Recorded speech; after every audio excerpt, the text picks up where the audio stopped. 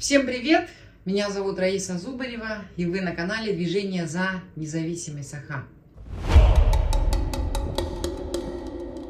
Начать я хочу с новости, которая пришла от коммунистов. Петр Амосов, коммунист, который представляет Республику Саха в Государственной Думе, предложил национализировать золото Республики Саха. Буквально 90% он предложил передавать Москве, отдавать, и 10% добываемого золота он предложил оставить золотодобытчикам, как он сказал, золотарям. Мы предлагаем 90% от добытого золота подлежит передаче государству, а оставшиеся 10% уйти на издержки производства того же золотаря. Печальным является тот факт для меня, что никто из действующих в республике сейчас аналитиков, никто из журналистов более-менее независимых, да, и никто из политиков не прокомментировал эти слова Амосова,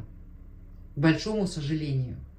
Я читала комментарии о том, что вот Амосов отрабатывает, значит, не отрабатывает, а желает попасть в следующий созыв Государственной Думы. Поэтому он готов взамен, значит, все подарить Москве. Вот. Кто-то, ну вот дурак пишет, да. Я, конечно, согласна, да, с тем утверждением, что Амосов, извините меня, ну грубое слово, конечно, да, дурак. Дурак-то он дурак, но он, на мой взгляд, опасный дурак. Знаете почему? Потому что, на мой взгляд, Амосов не просто хочет попасть в следующий созыв Государственной Думы, да, а Амосов выступает здесь в роли такого, знаете, а-ля Жириновского. Через Амосова Кремль передает жителям республики свои хотелки. Вот они хотят забрать у Республики Саха ее недра. Начинают с золота, да, потом будут у нас и алмазы, потом будут у нас и нефть, и газ, и все остальное, и уголь. На мой взгляд, вот Амосов делает именно это. И удивляет, почему нет никакой реакции. Вот в этом его предложении, да, он золотом Республики Саха распоряжается так, как будто это его личное золото. В этом предложении нет ни слова о народе. А между прочим, в основном законе Республики Саха, в Конституции прописано, что все, что находится в недрах Республики Саха, то есть, ну вообще недра Республики Саха, является достоянием жителей Республики Саха. И все, что с ними связано, должно обсуждаться с жителями Республики Саха. Между тем, Амосов ни слова не сказал. Он спросил хоть у кого-то из вас, зрителей, да, что вы думаете по этому поводу? Нет. Нет, он не спрашивает. Почему? Потому что мы с вами, жители Республики Саха, сегодня не субъектны. Мы объекты. И они делают с нами все, что захотят. Мы для них, Республика Саха для них просто территория, на которой находятся необходимые им ресурсы. В этом случае возникает вопрос, законно ли Амосов вообще получил свой мандат? Имеет ли он право представлять интересы Республики Саха в Государственной Думе? Потому что сейчас он действует не как представитель Республики Саха, не как человек, который защищает ее интересы в Москве, да, в Кремле, а как человек, который продвигает все хотелки центра, как лоббист центра. Я хочу сказать, что в последнее время, в последние годы вообще ни одна подобная инициатива, крупная такая, да, она не предполагает общественного согласия. Никаких референдумов не проводится, никаких широких обсуждений. Парламентские слушания, они только для галочки на уровне республики проводятся. Решения вообще о стратегических ресурсах, они принимаются, получается, в узком каком-то кругу, в Кремле, а населению уже предлагают готовый вариант. То же самое было с, одной из последних, самых крупных, давайте вспомним, обнуление. То же самое было с пенсионной реформой, когда повысили пенсионный возраст. И то же самое в последние месяцы мы наблюдали, когда отменили выборы в республике, да, и когда меняли Конституцию. Парламентские слушания провели для галочки. Ну, не парламентские, а общественные слушания. Пришло 2 зала людей.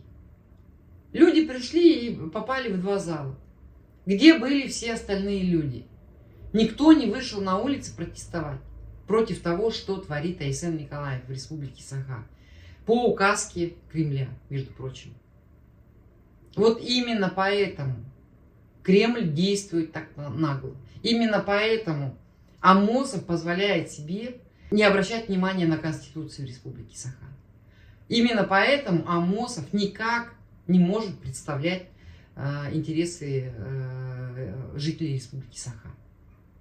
И именно поэтому, не устану повторять 10-й раз, в 100-й раз, в 1000-й раз, нам нужна независимость для того, чтобы вот такие Амосовы не разбазаривали народное достояние. Очень надеюсь, что в скором времени мы услышим хоть какие-то объяснения. От Айсена уже, боже мой, ничего, значит, нормального ждать не стоит, да, это самый главный предатель интересов Республики Саха. Но остальные, вот эти вот все националисты, ну окей, давайте еще, недавно так Макаров выступал, да, давайте, говорил, пойдем займемся рейдами, и, значит, выяснял отношения с Поскочиным и Максимовым. Ну так вот же работа для Макарова прекрасная, да, защищать интересы Республики Саха. Пусть выходит на протесты, пусть собирает молодежь, он уже говорит, что у него молодых людей, сторонников много. Пусть собирают и защищают на улицах интересы жителей, чтобы Москва себе не отхапала. Я боюсь, что такого не будет, потому что кишка тонка, да, у Макарова кишка тонка идти против центра. И Макаров даже, скорее всего, поддержит такое предложение Амосова. Потому что это, на самом деле, не те люди, которые должны, значит, представлять наши интересы. Это не те люди, которые будут заботиться о народе. Вот. Такие люди, которые по-настоящему будут заботиться о народе, придут только тогда, когда у нас будет независимость. Когда они не будут зависеть от Кремля, не будут зависеть от очередной, значит,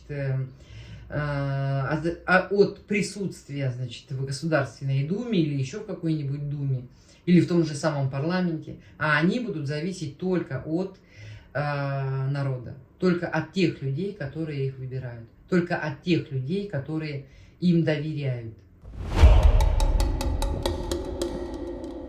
Следующая новость, которую бы я хотела тоже обсудить, это новость о том, что в бюджете на 2026 год заложили деньги на содержание Айсена Николаева и его аппарата. В 2026 году только зарплата Айса Николаева составит 8,5 миллионов рублей, то есть 716 тысяч в месяц. А на его перелеты и спецрейсы заложили 40 миллионов. И, вероятно, эту цифру будут увеличивать. Ведь только один его полет из Якутска в Амгу и обратно обошелся в 2 миллиона рублей. Тогда люди справедливо возмутились. А что, на машине нельзя было доехать до Амги?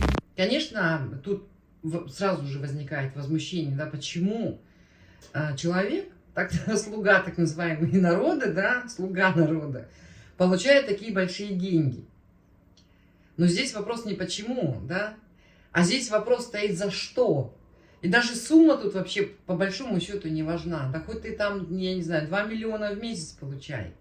Если будет независимость, я не знаю, глава республики, наверное, должен все-таки хорошую зарплату получать, когда мы будем богатым государством, да. Но тут-то вопрос стоит. Ты получаешь, значит, больше 700 тысяч рублей за что? Экономика у тебя вообще вся в дырах, да, практически республика банкрот. 200 миллиардов долгов у республики. Зарплаты не выплачиваются. Проблемы с аварийным жильем не решены. Людей до сих пор там огромное количество людей не могут переселить из бараков в благоустроенное жилье.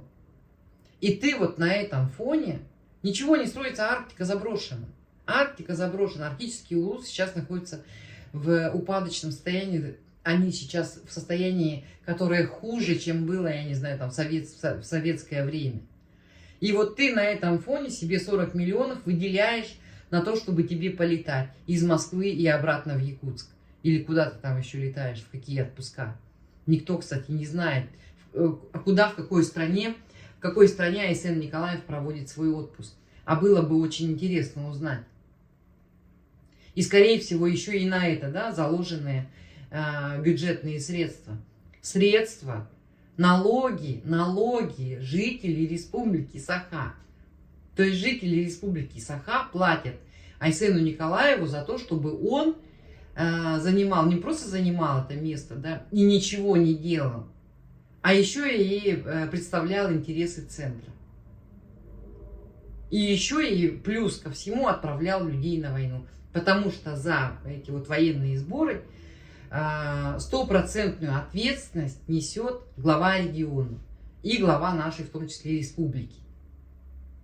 Вот за что люди со своих налогов платят Айсену зарплату. И опять же, вот этот вот бюджет, он, в принципе, проходил какие-то там слушания, да, общественные и парламентские были. Но ничего же не поменялось. Вот они как захотели, сколько они захотели заложить на его перелеты, на его зарплату, столько они и заложат. Опять же, мы возвращаемся к тому, что люди молчат. Люди ничего не говорят по этому поводу. Все возмущение на кухнях и все возмущение, конечно, только в интернете. Других способов у людей нет, чтобы возмущаться. Поэтому они творят то, что они хотят. Об людей буквально вытирают ноги. Но с другой стороны, это на самом деле новость такая, знаете, которая во мне вызывает оптимизм. Почему? Потому что вот то раздражение, которое и социальное напряжение, которое сейчас есть в обществе, а ведь люди раздражаются еще больше, когда получают такие новости, когда они чувствуют эту несправедливость. Оно приведет все-таки в конечном итоге к падению этого режима, к падению путинского режима, к падению режима Айсена. Люди, значит, когда вот в условиях, во-первых, тотального насилия, да, и страха, во-вторых, в условиях, когда нет институтов, у людей нет связи с элитами, да, а элита в этот момент, она закрыта, она сама в себе, она не живет интересами общества.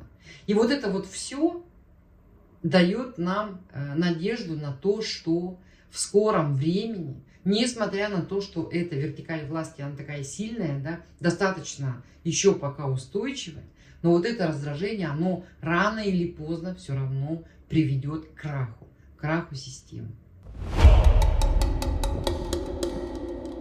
Последняя на сегодня новость, и она опять же связана с тем, что у населения никто ничего не спрашивает, об населении вытирают ноги, да, это строительство вольфрамового завода в Тампонском улусе.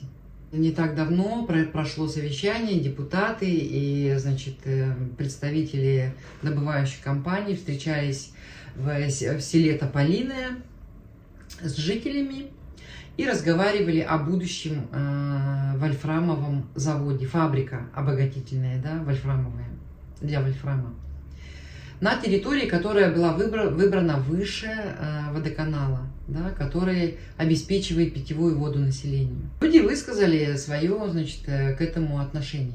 Знаете, что вот в этой новости, да, интересное? У людей не спросили, хотят ли они, чтобы на их территории строился завод. Вот если вы посмотрите эту новость, да, люди, в принципе, априори, их не спросили, но они уже согласны. Они так и говорят: да, вы строите, но только стройте где-нибудь в другом месте. Или стройте так, чтобы не загрязнялись наши реки. Или стройте так, чтобы не погибали наши олени, потому что в Тампонском Улусе, вот именно там, где это село Тополиное рядом, да, там как раз-таки проживают общины. И они как раз-таки ведут традиционный образ жизни. Они оленеводы все. Именно там люди зарабатывают оленеводством. И они живут этим. Их не спросили, будет ли там, можно ли мы здесь построим, да? Им сказали, мы здесь построим. И только когда они возмутились, тогда они приехали и сказали, ну давай, ну окей, у вас есть какие-то предложения, ну давайте мы вас послушаем. Будем мы, значит, соблюдать, да, то, что вы нам, значит, тут от нас требуете. Это другой вопрос.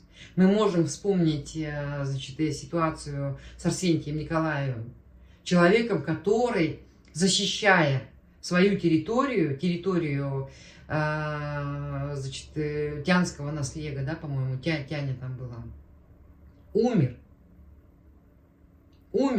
Они боролись с ним как? Они завели на него уголовное дело, одели его в наручники и таскали по всем, значит, этим следственным местам. Писали о нем, что вот какой он нехороший человек. Обыски проводили. Как? Просто не пережил такого позора человек. Человек умер. И это человек, который по-настоящему защищал интересы жителей республики, жителей своей общины. Вот как они поступают. Да? Абсолютно, значит, вот этим золотодобытчикам, любым добытчикам на территории республики Саха абсолютно все равно. У них уже давным-давно все распланировано. Они уже знают, сколько они будут добывать. Да? Они уже деньги занесли Айсену, они уже деньги занесли в Минприроды, чтобы они значит, не возмущались, чтобы глазки свои закрыли и ничего не видели. Они уже переговорили с этими депутатами. Депутаты приехали и тоже сидели и либо молчали, не выступали в защиту жителей, либо соглашались и рассказывали, да вот у нас стратегически важный объект для всей нашей страны. И он, конечно же, будет построен. Никаких вообще согласований, ничего не было с жителями республики Саха. Опять же я возвращаюсь к Конституции. В Конституции написано, что недрами распоряжаемся мы сами. Но у нас никто не спрашивает. И мы с этим согласны. Вот судя вот по тому видео, которое я увидела с этого, из села Тополины, мы уже совсем согласны. Вы, главное, не нарушайте, не загрязняйте. Жители же не зря беспокоятся. Посмотрите, более раннего отчета я не нашла. Я нашла отчет за 2019 год. Отчет экологов. Сейчас, кстати, вопрос с экологами стоит. Где экологи независимые? В республике Саха нет ни одного. Раньше было, помните, общество такое экологическое, да, защитники природы, ЭИГЕ называлось. Где сейчас ЭИГЕ? Кто сейчас вообще проводит какие-то независимые экологические экспертизы? Нет, их просто нет. Отчет, значит, о состоянии и охране окружающей среды в республике Саха за 2019 год. Может быть, есть где-то более новый, да, но я вот, к сожалению, не нашла. Но я хочу сказать, что ситуация, вы думаете, поменялась вот за эти 5-6 лет? Очень сомневаюсь. Ситуация вообще не поменялась, если она не стала хуже. Давайте посмотрим, что пишут. Из 36 рек брали пробы, 2 озера, 1 залив. Что? Какая картина? Картина нерадостная. Тут написано, да? По-настоящему чистых рек в республике не осталось. Везде отмечены загрязнения различной степени. Значит, они классифицируют загрязнение так. Условно чистое, слабо грязное, загрязненное, очень загрязненное, грязное и экстремально грязное. Так вот, посмотрите, да? Бассейн реки Лена, грязная. Бассейн реки Алдан, очень загрязненная. Бассейн реки Вилюй, загрязненная. Бассейн реки Яна, грязная. Бассейн реки Индигирка, очень загрязненная. Бассейн рек между Индигиркой и Колымой загрязненный, очень загрязненный. Бассейн реки Колыма очень загрязненный.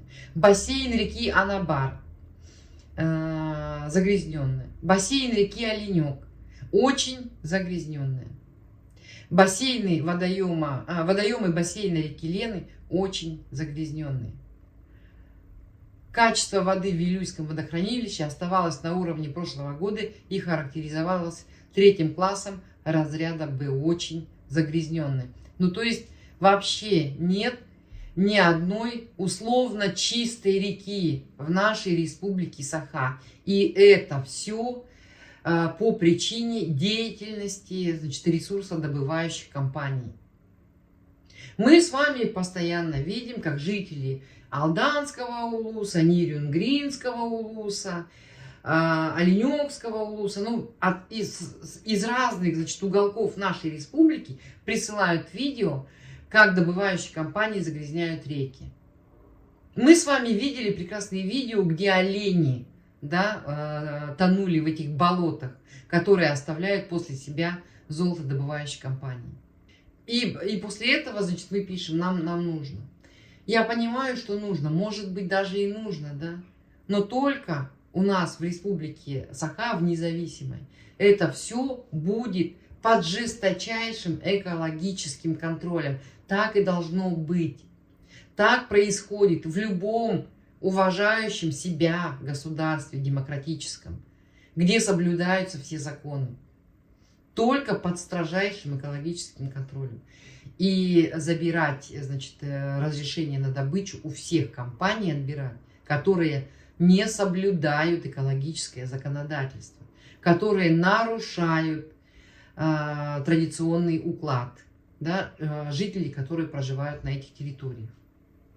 Только так можно с ними бороться. Сейчас, к сожалению, к большому, сделать ничего нельзя. Но, возможно, как в случае, когда люди отстоялись строительства химического завода, люди, значит, отстояли, и, по-моему, он не строится, да, до сих пор. Или люди отстояли вырубку леса, помните, да, в верховьях реки Амги. Ну, то есть можно на них влиять. Можно поднимать общественный резонанс для того, чтобы власть не наглела. Для того, чтобы они, значит, соблюдали в первую очередь интересы жителей Республики Саха. Иначе никак не получится в современных условиях, в которых мы живем сейчас. На этом у меня сегодня все. Всем спасибо огромное. Надолго не прощаюсь. Скоро увидимся. До свидания.